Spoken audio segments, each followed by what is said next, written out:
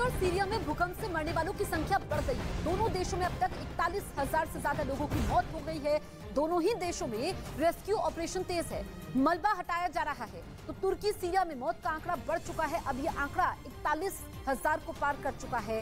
कल की अगर हम बात करें तो 37,000 को पार किया था, यानी कि पिछले 24 घंटे में 4,000 से ज्यादा मौतें तुर्की और सीरिया में हुई।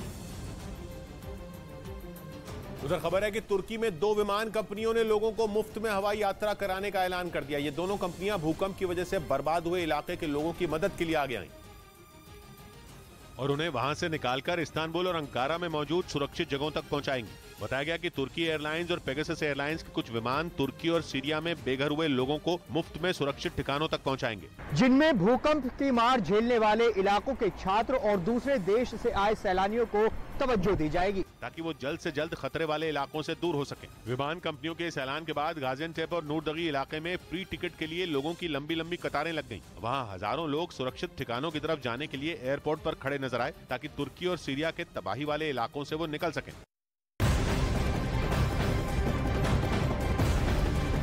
तुर्की के राष्ट्रपति रेजिप ताइप एर्दोगान ने भूकंप को किसी परमाणु बम के हमले जितना खतरनाक बताया है। राजधानी अंकारा में एक भाषण के समय एर्दोगान ने माना कि देश में सख्त निर्माण नियमों को लागू करने की जरूरत थी।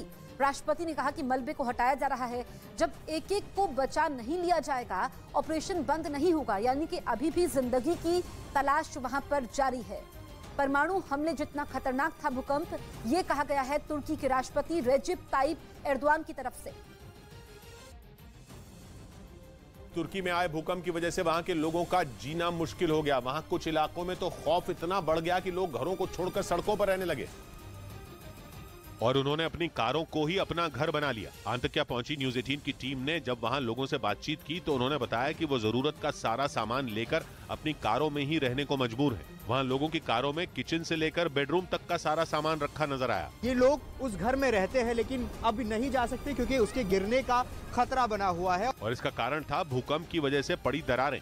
दरअसल 6 फरवरी को आए जोरदार भूकंप ने पूरे तुर्की को हिलाकर रख दिया, जिसके बाद वहां कई इमारतें रहने लायक नहीं बची। यही वजह थी कि लोगों ने सड़कों पर डेरा जमा लिया। इसके लिए कुछ लोगों ने अपनी कारों को अपना घर बनाया तो कुछ लोग फुटओवर ब्रिज के किनारे लगी बेंचों पर लेटे नजर आए।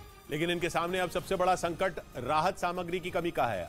अंतक्या तुर्की के सबसे ठंडे इलाकों में एक, जहां घरों में दरार पड़ने के बाद लोग खुले आसमान के नीचे रहने को मजबूर हैं और ठंडी हवाओं ने उनका जीना मुश्किल किया हुआ है। हालांकि वहां की सरकार कंबल और बाकी राहत सामग्री लोगों तक पहुंचाने की हर मुमकिन कोशिश में जुटी है, जिसके लिए वहां लंबी लंबी कतारें लगी नजर आईं। लेकिन लोगों का ठंड से लड़ पाना फिलहाल मुश्किल नजर आ रहा है। Desperately need heaters, fuel, blankets. हालांकि पिछले कुछ दिनों में भारत समेत दुनिया के कई देशों की तरफ से की गई मदद से यहाँ के लोगों को थोड़ी राहत जरूर मिली है, लेकिन भूकंप ने तुर्की के कई शहरों में इस तरह तबाही मचाई है कि वहाँ हालात सामान्य होने में अभी लंबा वक्त लग सकता है।